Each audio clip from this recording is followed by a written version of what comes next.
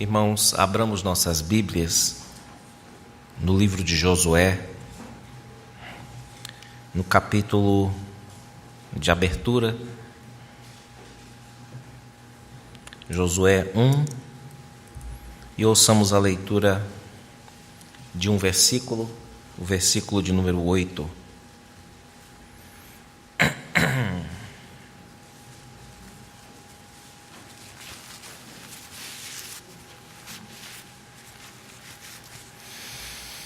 Livro de Josué, sexto livro da Escritura,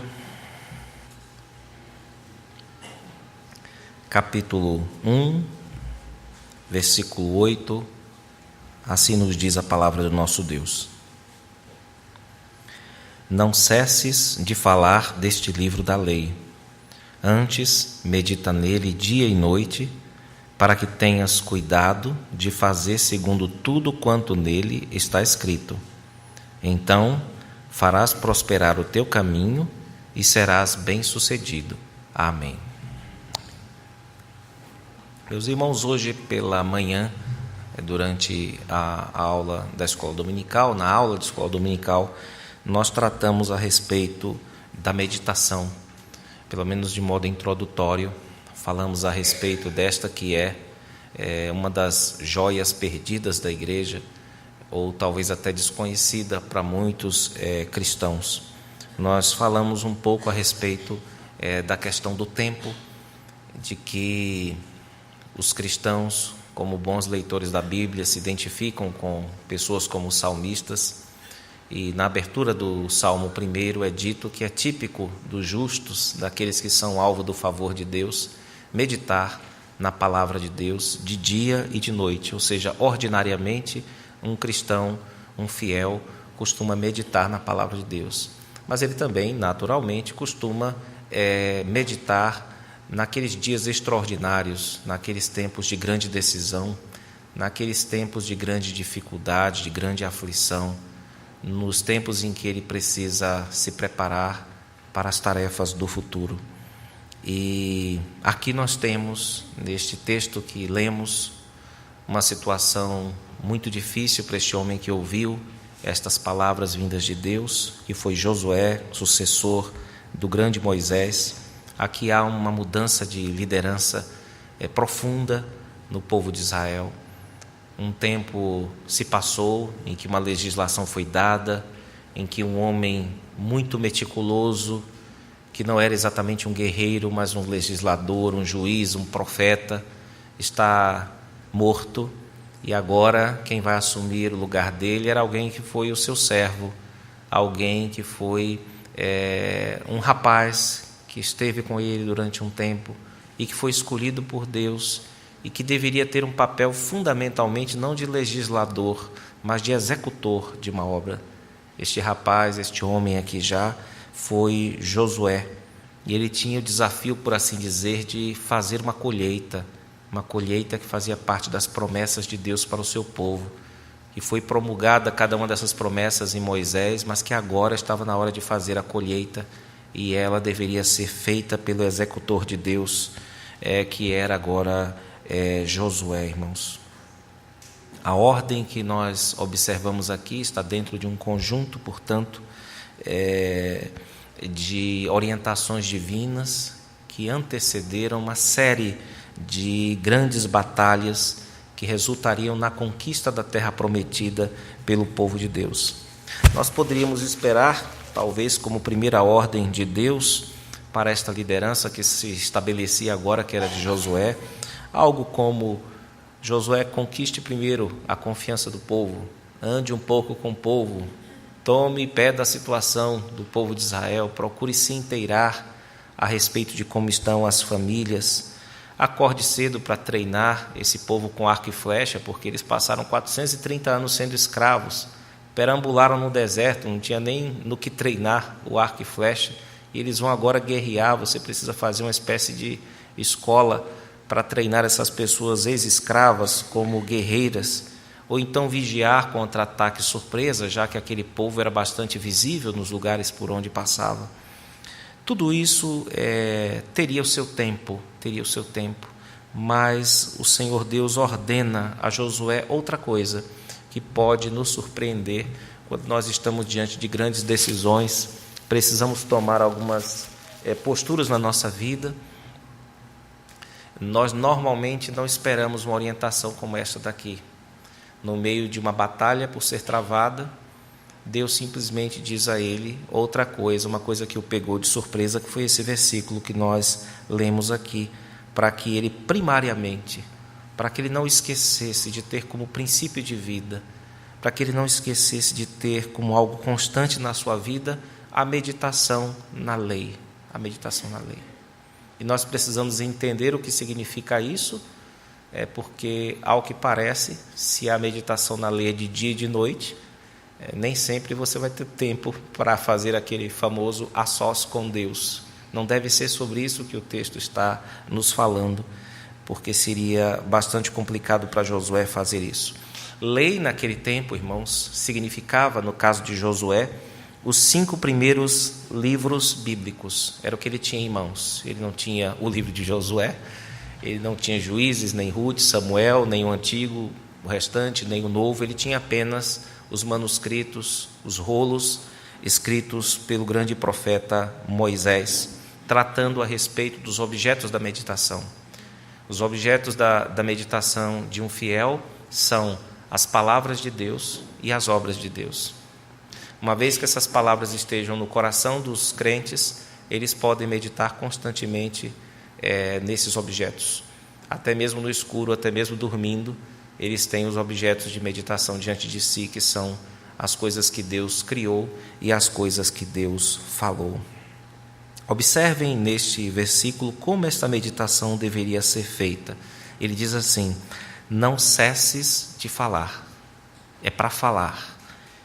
Em vez disso, em vez de cessar de falar, medite. Isso já nos traz aqui uma informação a respeito do tipo de meditação, do modo de meditação típica dos judeus. É que a meditação não era feita em silêncio. Aqui a ideia de não cessar de falar está em contraposição a meditar. Ou seja, meditar consiste em você falar. Nós vimos hoje também alguns sinônimos para a palavra Hagá, que é essa que está aqui, subterrânea ao nosso texto na tradução portuguesa, e vimos alguns sentidos como recitar, como murmurar, como ponderar, ou ronronar de um leão, ou o arrulho de uma pomba, ou simplesmente ruminar. Esses são significados, e em todos eles existe o elemento da conversa interior discreta ou até secreta, mas é raro a meditação em silêncio entre os judeus. Eles de fato falavam, e isso servia como uma espécie de busca por integridade, busca por união entre o seu corpo e a sua alma. Então nós devemos esquecer a ideia de que quem fala sozinho está louco. Não necessariamente. É verdade que existem loucos, pessoas que estão desorientadas mentalmente, que falam, por assim dizer, sozinhas. Mas nem todas as pessoas que estão falando sozinhas, ainda mais pessoas bem instruídas na Escritura, correm risco de estar loucas, irmãos. Josué é chamado, portanto, a mastigar, a digerir, a ruminar, a voltar, a revisitar as palavras de Deus, aqueles ensinos que muitos deles ele presenciou sendo promulgados pela primeira vez por Josué, seu querido líder, até que esses ensinos fossem assimilados à sua vida e dominassem suas ações e palavras. É algo semelhante a uma criança que não quer comer um alimento porque não gosta. Se vocês forem ler a palavra de Deus, talvez vocês, por serem pecadores, tenham dificuldade em ruminar, em pensar, em repensar, em revisitar o texto, em descobrir quando a sua vida, aquilo ali não entrou na sua vida no fundo, que você já escutou tal mensagem, ou tal ensino, e aquilo nunca fez parte da sua vida mesmo, nunca integrou a sua vida, e aí você tem que voltar lá, aquele mesmo assunto, rememorar, revisitar, procurar praticá-lo, procurar vivenciá-lo. Isso tudo é cansativo, é difícil, é problemático, assim como é para uma criança comer um alimento que ela não gosta muito, mas que ela precisa, e comê-lo um dia, depois 2 dias, depois 10 dias, por recomendação de um médico, até que aquilo se torne finalmente parte dela e ela passe a perceber o valor que tem aquele alimento para a sua vida. Essa recitação em voz baixa da lei, portanto, não pode ser algo mecânico. Não é simplesmente um exercício que você vai fazer 10 vezes, 15 vezes, 20 vezes, 30 vezes, não é assim. A coisa funciona realmente na clave orgânica, tem um sentido aqui muito mais orgânico do que mecânico, porque nós estamos lidando não com letras de um livro simplesmente. A Bíblia é isso, são letras num livro, mas ela também é a palavra inspirada de Deus. E ela é uma instância viva. Uma vez que você decore a palavra de Deus, uma vez que você guarde a palavra de Deus, decore ou no seu coração, ela não é apenas acessível a você, você se torna acessível a ela. Ela tem força sobre você, ela de fato se torna uma força viva no seu dia a dia, inclusive lhe surpreendendo com suas lembranças muito oportunas. Então, Josué deveria fazer isso, obedecer essa ordem divina no dia a dia dele. Ele deveria tornar a vida dele inteira como uma meditação na lei de Deus, como uma meditação na vontade de Deus, irmãos. Ele conversaria certamente com seus subordinados muitas vezes, e isso significa que ele deveria, para conseguir falar da lei sem cessar, ele deveria regular as suas conversas pela lei. Ele deveria sempre buscar, em tudo aquilo que ele falasse com as pessoas, de onde vêm esses planos, de onde vêm essas ideias. Eles encontram correspondentes na lei? Eles encontram base na palavra de Deus? De onde nós tiramos essa ideia que temos agora? De onde você tirou o plano que você quer, você está traçando? Você tem certeza que você já elevou a sua agenda aos céus para pedir correções ou até apagões da parte de Deus? Então essa seria a ideia, uma ideia muito mais dinâmica, muito mais orgânica do que uma ideia mecânica de você recitar não sei quantas vezes um trecho e guardar também mecanicamente na sua memória este texto, irmãos. Ele deveria então buscar fazer em tudo e falar em todas as coisas aquilo que estivesse em sintonia com a revelação. O propósito disso, dentro ainda do nosso próprio texto, era refinar a sensibilidade de Josué para com Deus por meio de uma obediência cuidadosa. Novamente, estamos longe aqui do elemento mecânico. Estamos tratando de uma relação com Deus que deve ser mantida. E sempre que nós amamos alguém, isso acontece muito nos relacionamentos eróticos, não é? De homem para com a mulher. Quando o homem quer agradar a mulher, ou quando a mulher quer agradar um homem que ela ama ou que ele ama, eles procuram agradar um ao outro nos mínimos detalhes. E essa é a ideia que nós temos aqui, irmãos, no versículo de número 8. Não cesses de falar deste livro da lei, antes medita nele dia e noite, para que tenhas cuidado de fazer segundo tudo quanto nele está escrito. Essa ideia aqui de uma obediência cuidadosa deve nos lembrar que a meditação não é algo mecânico, como eu disse, também não é para pessoas distraídas e nem desocupadas. Ela também não é ordenada por Deus para encher a sua cabeça de teologia, para que você saiba muito e consiga vencer todos os oponentes na internet ou do trabalho. Não é feito para isso. Deus não estabeleceu a meditação para isso, mas Ele estabeleceu a fim de que você tenha cuidado de fazer tudo quanto está escrito na sua lei ou no livro da sua lei. A meditação, portanto, irmãos, visa discernir de modo cuidadoso o nosso modo de viver para Deus na realidade concreta. Quando se fala em todos os detalhes, está se falando aqui não mais de entendimento apenas, mas de prática. O que Deus mandar você fazer, faz exatamente o que Ele mandou. E Josué é um exemplo disso para nós.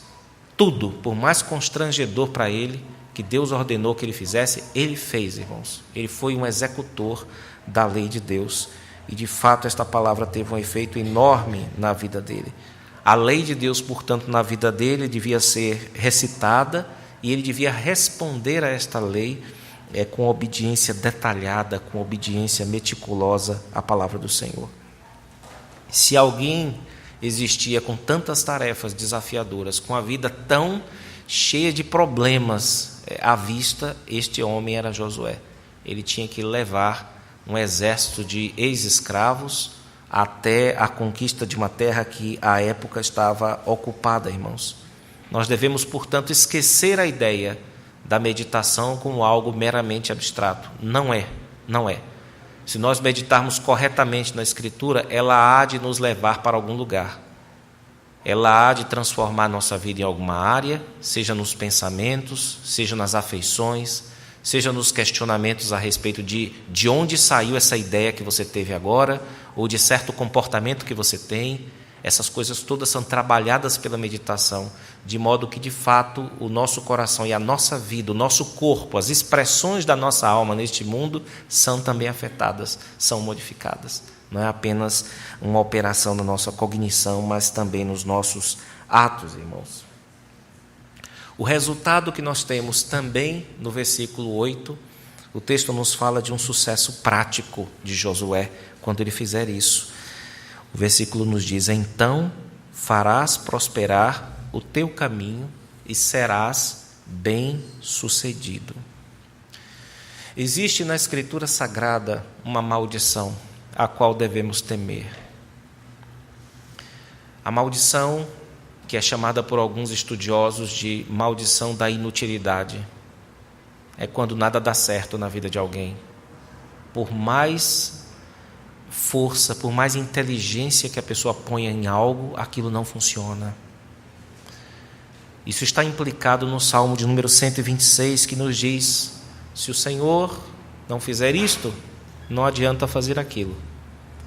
Se Deus não puser a mão nos empreendimentos dos homens, eles não vão prosperar. Não importa o método que você siga, mesmo que você siga aquele método que normalmente é o que dá resultados. Com isso, ele não está querendo estragar a nossa disposição, está apenas querendo nos fazer lembrar, ter isso na consciência. Deus em primeiro lugar. Se você não tem Deus como um princípio para a sua vida, não primeiro lugar para você deixar para trás quando atingir o segundo lugar, mas um princípio que constantemente lhe acompanha, você pode estar preparado para as surpresas terríveis da chamada maldição da inutilidade. Mas aquele que está em sintonia com a vontade de Deus, com o Deus cujos planos não podem ser frustrados, o que se espera de alguém que tem essa sensibilidade para perceber o plano de Deus no mundo, a vontade de Deus? E quando ele pratica, o que vai acontecer com ele? Os planos de Deus não podem ser frustrados. Logo, os dele, que estão em sintonia com os de Deus, também serão bem-sucedidos, irmãos. E é o que nós temos aqui. No final do versículo de número 8, 2 sinônimos são usados aqui: prosperar e ser bem-sucedido. Né? Essa palavra prosperar está hoje bastante prostituída, né? Por conta de pregadores, itinerantes ou não, que falam de prosperidade meramente como ganho de bens materiais ou algo do tipo. Isso não parece ser aqui o ponto de Josué. Até porque quando a Bíblia fala de sucesso, lembrem sempre dessa. Essa eu aprendi com um professor, um grande professor nosso. Sucesso para um cristão é fidelidade. Guardem isso com vocês. Se vocês pensarem de outro modo, podem ter certeza que a maldição da inutilidade nos vossos atos está por perto. Vou repetir: sucesso aqui é fidelidade. O que Josué queria mais na vida, o sucesso da vida de Josué era obedecer a Deus. Então Josué foi um homem de profundo sucesso na vida. E você também será, se você fizer isso. Lembre-se, vou repetir: sucesso aqui, prosperidade aqui, significa fidelidade. Esse é o prêmio que um cristão mais almeja na sua vida. E certamente esse foi o caso de Josué, meus irmãos.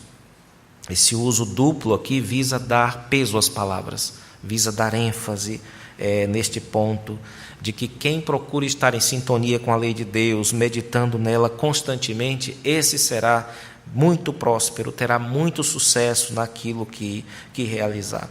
E não só a vida de Josué, mas também a vida de nós todos se assemelha a uma luta, a uma batalha. Evidentemente, existem os chamados equivalentes morais da guerra, não é? Quando nós não estamos em guerra, nós temos outras guerras, não é? Não temos que pegar em espadas, como no caso de Josué, mas todos nós temos nossas dificuldades, temos nossos inimigos, inclusive aqueles clássicos e mais fundamentais, que são o mundo, a carne e o diabo. A Bíblia chama não apenas a todo guerreiro judeu, mas a todo cristão de um soldado, de alguém que tem que tomar uma armadura e deve lutar não contra inimigos carnais, mas se de fato as lutas mudam, é fato que também elas continuam. Os crentes continuam tendo grandes desafios, embora nenhum dessa magnitude, ou pelo menos nessa configuração, que é o caso de Josué, irmãos. Nós sabemos pela tipologia, que é um modo de ler a Escritura, que foi consagrado durante toda a história da igreja, e também a Reforma, os estudiosos da Reforma endossaram. Ela reconhece esse sistema chamado tipologia, que Josué é uma sombra de Jesus Cristo. É como se ele fosse uma espécie de antecipação de um guerreiro, de alguém que também iria conduzir o povo a uma terra prometida, alguém que possuía até mesmo um nome muito próximo, que é o caso de Joshua e Yeshua ou Jesus. Então nós temos uma espécie de aproximação entre Josué e o nosso Senhor. É aquele que conduz também o Israel de Deus ao descanso que ainda lhe resta. Então nós temos vários paralelos entre Josué e o nosso Senhor. Nós temos também o fato de que o Antigo Testamento era a Bíblia que Jesus lia. Jesus não lia os Evangelhos, Jesus é o assunto dos Evangelhos, não é? Mas ele lia o Antigo Testamento. Mas Josué não era tão especial quanto foi Moisés, que também é outro tipo de Cristo, outra antecipação do nosso Senhor. Josué é caracterizado como um servo obediente ao Senhor Deus. E os irmãos devem saber disso. Depois que ocorreu a entrada do povo inteiro na terra prometida, o que é que Josué fez? Acabou o trabalho e foi para casa. Josué foi para casa. Ele não se tornou um grande legislador, não foi ungido rei, governador. Não, ele disse assim: olha, vocês vão ter que prometer aí que aquela coisa que vocês fizeram lá no passado, que os pais fizeram, vocês não vão fazer. Todo mundo diz: nós prometemos, Josué. Bom, vocês estão vendo que é para Deus, vocês estão fazendo isso. Eu não sei vocês, agora eu vou voltar para a minha tribo, tá certo? E eu e minha casa, que é o versículo mais conhecido de Josué, né, serviremos ao Senhor. Então havia um conjunto, um grupo de anciãos, que seriam equivalentes aos líderes junto com Josué, que ficaram cuidando de Israel até depois da morte dele. Logo depois ele morreu. Mas o ponto de Josué foi: eu tenho que executar uma missão. A missão é impossível, porque eu estou comandando um exército de escravos contra um monte de gente aqui que eu tenho que tirar daqui, porque Deus disse, de fato, que essa terra já tinha sido prometida. A terra é dele, prometeu para Abraão, Isaque e Jacó, e agora nós vamos pegar a terra que é nossa. Mas depois que ele terminou aquilo, o que ele fez? Ele era um crente comum, voltou a ser aquilo que ele era. Entregou lá as armas dele e passou a servir a Deus o restante da vida dele. Logo depois ele morreu. Enquanto isso, o povo de Deus manteve a promessa, inclusive depois um pouco, com os anciãos de Josué, que continuaram conduzindo o povo, irmãos. Hoje nós temos 66 livros, não temos apenas 5 livros, como Josué lia, e nós temos ainda a realidade de nosso Senhor, Jesus Cristo, que veio a este mundo. Nós temos ainda a carta aos Hebreus, que nos mostram exatamente o que aconteceu em termos teológicos com aquele povo no deserto. E nós temos hoje, como objetos supremos da nossa meditação, a cruz do nosso Senhor. Esse é o objeto principal da meditação dos crentes. Aquilo não tem fim, irmãos. Se vocês pararem para pensar, ligar a vida de vocês àquilo, ligar a morte de vocês àquilo, ligar os sofrimentos de vocês, ligar as alegrias de vocês à cruz, você vai ver que tudo está ligado a ela. E aquilo nunca para. Se você começar a pensar e a pedir a Deus que te oriente, que te ajude a perceber um pouco mais de profundidade na cruz de Cristo, você vai ver todos os extremos ali contemplados. E o outro que também fez parte da meditação entre os reformados, O outro tópico é a eternidade feliz, porque os crentes constituem um povo peregrino. Nós estamos aqui de passagem. Lembra-te de que vais morrer. Vocês vão morrer um dia e vocês vão entrar nas venturas eternas. E quanto mais vocês pensarem nisso, as pessoas que mais pensaram, já dizia um literato, as pessoas que mais fizeram por este mundo foram as que mais pensaram no outro, foram as que mais desejaram o outro. Elas conseguiram influenciar a vida de muitas pessoas aqui nesta terra. Então tenhamos, irmãos, como objeto da nossa meditação, objetos supremos, a cruz de Cristo e o céu que Ele abriu para nós. Lembremos-nos de que a meditação é um recurso que o nosso Senhor nos dá para nos preparar, para refinar a nossa sensibilidade prática e para nos levar ao sucesso. Infelizmente, esse termo meditação, ele foi sequestrado e hoje pertence a religiões pagãs, a um povo que não tem compromisso nenhum com Deus, a religiões que nem sequer invocam a Deus, simplesmente fazem uso disso. E podem ter certeza que vai chegar, num momento ou outro, a meditação gospel aqui no Brasil. Não chegou, mas todo o lixo que vem da América, vocês sabem onde é que deságua, não é? Então vocês sabem que vai chegar aqui gente que flerta, inclusive, com o budismo para fazer as suas meditações ditas cristãs. E existe já uma carrada de livros a respeito das interações, das ligações entre o Zen budismo, por exemplo, e o cristianismo nessa área de meditação. Então é importante para nós nos apegarmos ao que a palavra de Deus nos fala, antes que cheguem certas novidades e vocês, desavisados, as engulam, novidades que não vêm da palavra de Deus a respeito disso, meus irmãos. Lembremos de que meditação cristã não é um relaxamento, mas é uma preparação para as tarefas do futuro. Se você não se prepara diante de Deus, pode ser que você perca grandes oportunidades porque confiou apenas na sua cabeça ou na cabeça dos seus amigos e desprezou o conselho de Deus que vem por meio da lei. E longe de esvaziar a sua mente, a meditação cristã enche a sua mente com as palavras, com as obras de Deus e energiza você para as ações devidas. Essa tem sido, infelizmente, uma arte ou ignorada por muitos cristãos ou esquecidas por aqueles que praticavam, e praticamente ficou reduzida ao chamado a sós com Deus, ao meu momento de leitura da Bíblia, não é? Mas as pessoas não sabem ou nunca souberam como se faz uma meditação bíblica e dentro da sua própria tradição. Nós vimos também que meditar, irmãos, é murmurar, é falar, é interagir constantemente, você e a palavra, até que os pensamentos de Deus, até que as palavras de Deus moldem você e até que você esteja preparado para esses enfrentamentos. Podem ter certeza, o ano de 2020 vai trazer desafios para você. E será muito importante, se antes de consultar outras pessoas, você consultar o seu pai, que além de ser seu pai, conhece muito mais do que qualquer um aquilo que há de acontecer. A promessa feita é a de que seremos bem-sucedidos, não por nós mesmos, mas por estarmos em sintonia com o Senhor, cujos planos não podem ser frustrados, irmãos.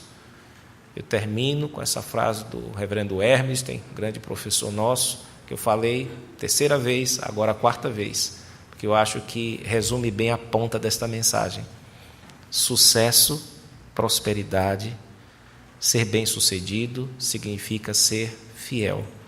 Josué foi como antecipação do servo fiel, o nosso Senhor, e nós somos chamados para o mesmo propósito, irmãos. O Senhor Deus nos abençoe.